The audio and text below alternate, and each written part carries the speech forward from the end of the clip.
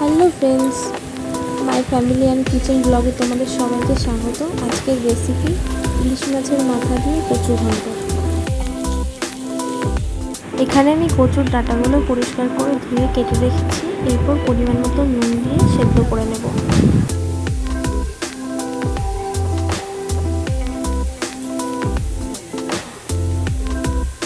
এবার এটা ভালো করে মিক্স করে নেব, তারপর কিছুক্ষণের জন্য ঢাকা দিয়ে রাখবো।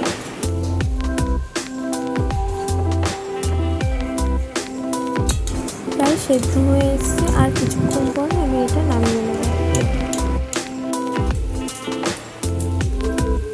এবার আমি জল ঝরাতে দিয়ে দিলাম। তাড়াতাড়ি জলটা ঝরানোর জন্য একটু ভালো করে নেড়ে দেবো।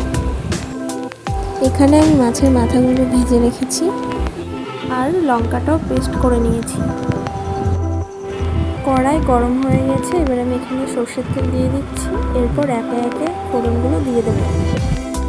এখানে তেজপাতা, শুকনো লঙ্কা, কালো জিরে ফোড়নে দিয়ে দিচ্ছি। হালকা নেড়ে চেড়ে এখানে আমি লঙ্কা পেস্টটা দিয়ে দেবো।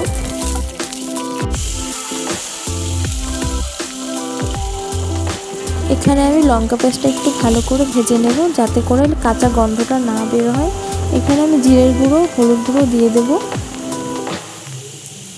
এরপর আমি এটাকে ভালো করে একটু কষিয়ে নেব। মশলা থেকে তেল ছেড়ে দিয়েছে, এরপর আমি জল ঝরিয়ে রাখা কচুটা দিয়ে দেব।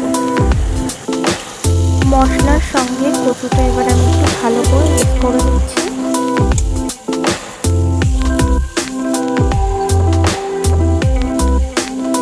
এখানে আমি স্বাদ মতন এবার নুন দিয়ে দিচ্ছি।